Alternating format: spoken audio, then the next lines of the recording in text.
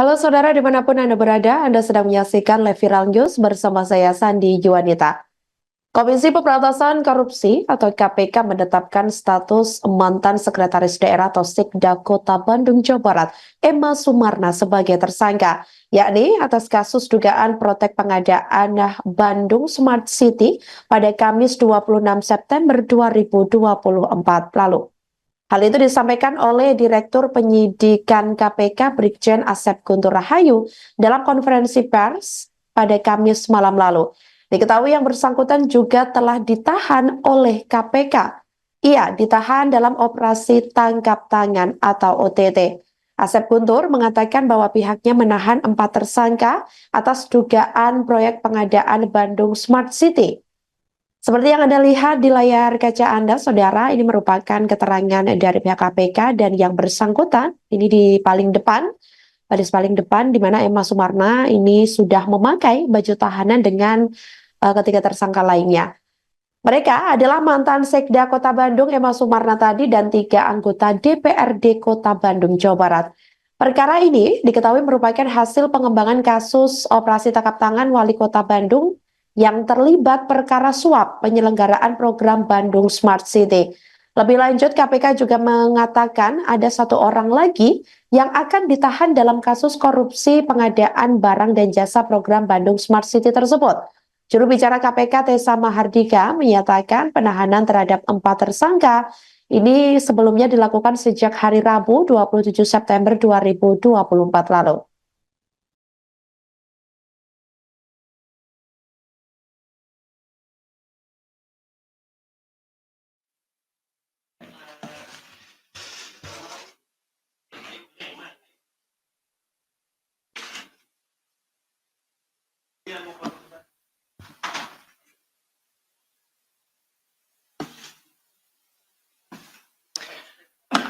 Baik, Assalamualaikum warahmatullahi wabarakatuh. Yang kami hormati rekan-rekan jurnalis, Bapak Direktur Penyidikan Bapak Asep Guntur Rahayu. Hari ini Komisi Pemberantasan Korupsi akan menyampaikan rilis terkait penahanan tersangka pengembangan perkara tangkap tangan Wali Kota Bandung. Untuk detailnya akan disampaikan oleh Bapak Asep. Waktu dan tempat kami persilakan, Pak.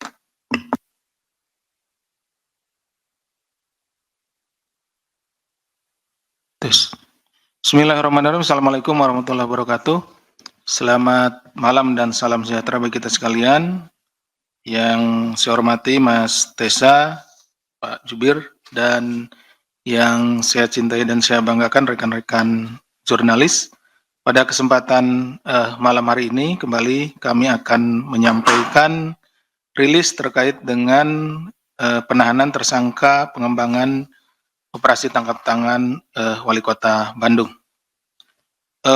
Penyidik Komisi Pemberantasan Korupsi melakukan penahanan pada 4 tersangka sebagai berikut, yaitu Saudara ES terkait fungsi dan kewenangannya selaku Sekda Kota Bandung merangkap Ketua TAPD periode 2019 sampai dengan 2024, Saudara RI, Saudara AH, dan Saudara FCR terkait fungsi dan kewenangannya selaku anggota DPRD Kota Bandung periode 2019-2024. Perkara ini merupakan pengembangan perkara OTT Wali Kota Bandung yang terlibat perkara suap pada penyelenggaraan program Bandung Smart City. Para tersangka diduga menerima hadiah atau janji terkait pengadaan atau pekerjaan yang bersumber dari APBD Kota Bandung tahun 2020 sampai 2023 serta penerimaan lainnya sesuai dengan fungsi dan kewenangannya sebagaimana dimaksud dalam pasal 12 huruf A atau huruf B atau pasal 11 dan pasal 12B besar Undang-Undang Nomor 31 Tahun 99 sebagaimana telah diubah dengan Undang-Undang Nomor 20 Tahun 2001 tentang perubahan atas Undang-Undang Nomor 31 Tahun 1999 tentang pemberantasan tindak pidana korupsi junto pasal 55 ayat 1 ke 1 Kitab Undang-Undang Hukum Pidana. Rincian penerimaan uangnya adalah sebagai berikut. Tersangka ES sekurang-kurangnya menerima sebesar 1 miliar rupiah dan para tersangka lainnya selaku anggota DPRD sekurang-kurangnya juga total menerima sejumlah 1 miliar rupiah, beserta mendapatkan pekerjaan-pekerjaan di lingkungan dinas di Kota Bandung. Terkait kebutuhan penyidikan, para tersangka akan dilakukan penahanan oleh tim penyidik untuk 20 hari pertama, terhitung mulai hari ini, tanggal 26 September ya, hari Kamis 2024 sampai dengan 15 Oktober tahun 2024 di Rutan Cabang KPK.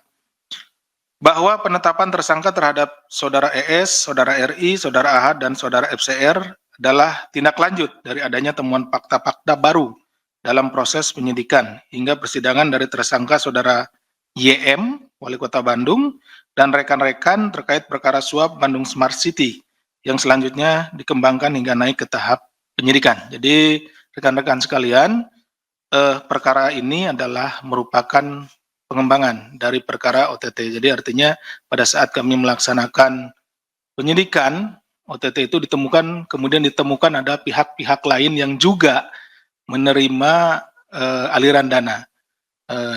Para tersangka ini tidak dilakukan penangkapan pada saat OTT, ya, karena memang tidak masuk waktunya, sehingga kami baru menemukan aliran dananya pada saat pelaksanaan penyidikan.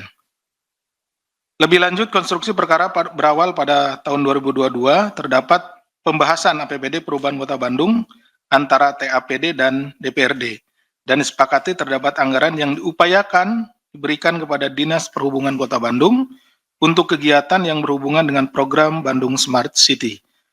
Tersangka ES menerima gratifikasi dari Dinas Perhubungan dan dari dinas lainnya secara rutin sejak tahun 2020 sampai dengan tahun 2024. Selain itu, tersangka ES selaku Ketua TAPD dengan kewenangannya membantu mempermudah penambahan anggaran pada pembahasan APBD perubahan tahun 2022 pada Dinas Perhubungan Kota Bandung untuk kepentingan para anggota DPRD agar dapat mengerjakan pokir-pokir atau pokok-pokok pikiran, pekerjaan-pekerjaan melalui penyedia yang bersumber dari anggaran pada Dinas Perhubungan, hasil ketok palu APBD perubahan tahun 2022.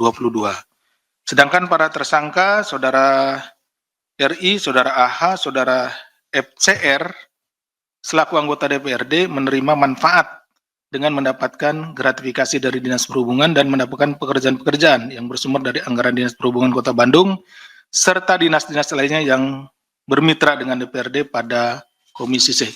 Demikian yang bisa kami sampaikan. Terima kasih. Wassalamualaikum warahmatullahi wabarakatuh. Saya kembalikan kepada Mas Tesa. Baik, terima kasih Bapak Asep. Silakan rekan-rekan bagi yang ingin bertanya seputar perkara yang kita lakukan penahanan para tersangkanya hari ini. Mas Chandra, silakan.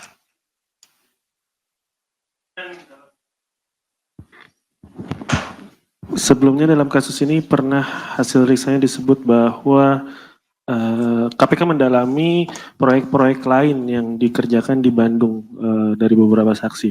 Nah, apakah emang yang diduga dikorupsi atau dimainkan oleh para tersangka ini cuma pengadaan Smart City, pengadaan CCTV di Bandung Smart City atau ada proyek lain?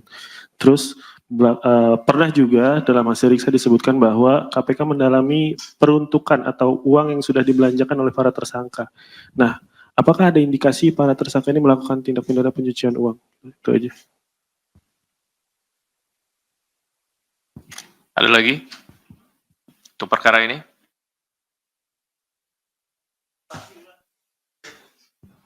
Cukup ya? Oke. Baik, kalau gitu silakan Pak Asep. Baik, terima kasih Mas Chandra.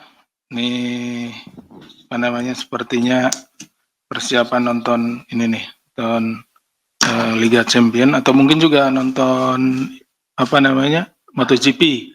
Jadi pertanyaannya sedikit gitu ya. Dari Mas Chandra, terkait dengan pendalaman untuk proyek-proyek lain sampai saat ini yang kita atau yang kami penyidik dapatkan adalah keterlibatan dari para tersangka ini, tapi masih dalam proyek pengadaan CCTV terkait dengan Bandung Smart City. Ya, kemudian juga apakah ada indikasi TPPU untuk dalam perkara ini? Sejauh ini masih kita fokus untuk pasal-pasal pokoknya, yaitu terkait dengan tadi pasal-pasal suap dan juga gratifikasi. Nah, ke depan juga tidak menutup kemungkinan memang apa yang disampaikan oleh Mas Chandra, jika kita menemukan bukti kuat adanya hasil tindak pidana korupsi ini kemudian dialihkan, dirubah bentuk, dan lain-lain disembunyikan, kita juga akan menerapkan pasal-pasal TPPU. Demikian mungkin Mas Chandra yang bisa kami sampaikan. Terima kasih.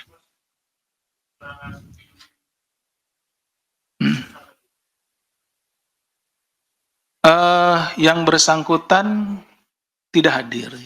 Tidak hadir sudah memberitahu, tapi dalam waktu dekat ya informasi yang kami terima juga akan hadir. Tadi coba kita udah hubungi. Ya. Ya, untuk menambahkan aja terkait proyek ini kan yang ditetapkan sekarang ini 4 anggota dewan. 3 ya. Ya. 3 anggota dewan, 1 nggak hadir ya Pak? Iya, Yang 4. ditetapkan 4 kan berarti Iya, kan, iya. bukan 3 ya? Bapak betul yang berkata 3. Nah, ini kan yang menarik di sini ada 2 anggota DPRD, 2 dari PDI, 1 wakil ketua DPR 2, 1 lagi dari Gerindra, dan 1 lagi yang tidak hadir dari PKS. Ya. Apakah memang KPK sudah menemukan aliran-aliran dana ini masuk ke pos konstituen atau partainya masing-masing misalkan? Ini kan kebetulan mereka juga punya janji-janji politik yang harus bahasanya menampung aspirasi masyarakat dan segala macam. Apakah KPK sudah menemukan adanya aliran dari dana dari proyek ini ke kegiatan partai mereka? Itu aja, Pak. Itu aja, Pak. Terima kasih Mas Mario atas pertanyaannya. Yang kita dalami sekarang adalah kegiatan-kegiatan atau apa yang dilakukan, bukti-bukti perbuatan yang dilakukan oleh anggota DPR pada Komisi C ya di sana. Jadi kami tidak membedakan sejauh ini per partainya. Jadi kita lihat bahwa yang membidangi salah satunya dengan Dinas Perhubungan itu adalah Komisi C. Tapi apa yang disampaikan Mas Mario juga tidak menutup kemungkinan terkait juga dengan apa yang disampaikan oleh Mas Chandra tadi ya, terkait dengan TPPU dan lain-lain. Jadi kita penyidik ya seperti yang kita lakukan itu akan melakukan upaya untuk tracing, ya, follow the money, mengikuti kemana aliran dana hasil tindak pidana korupsi itu. Karena memang itulah yang harus dikembalikan kepada negara. Jadi nanti seiring dengan berjalannya ini kan proses masih berjalan, Mas Mario. Nah tentunya juga akan kita cari kemana itu alirannya. Apabila ada misalkan ke partai atau kemanapun, tentu kita akan cari ke sana. Demikian Mas Mario. Satu lagi Pak, ini apakah memang ada keistimewaan ya sehingga seorang ketua Komisi C ini nggak ditahan hari ini? Apakah memang ada keistimewaan seperti itu sehingga memang hari ini tidak ditahan, yang ditahan wakilnya misalkan? Ini kan agak menarik nih, agak ngeyel kok yang lain bisa hadir kok dia apa karena dia seorang ketua Komisi C sehingga dia bisa tidak hadir hari ini atau seperti apa? Atau memang nilai aliran dana korupsinya lebih besar misalkan dari keempat ini atau bagaimana? Bisa dijelaskan, Pak?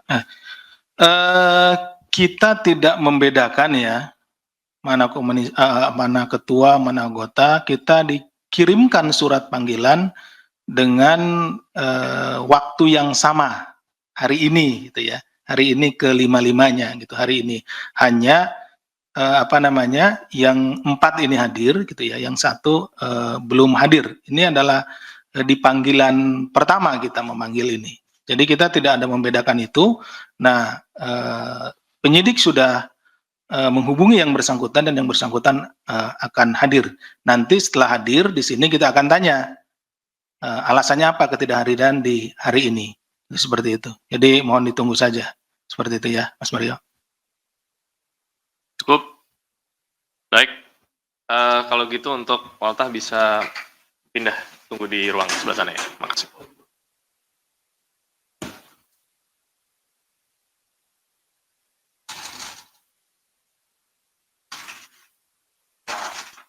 Download Tribun X sekarang. Menghadirkan lokal menjadi Indonesia.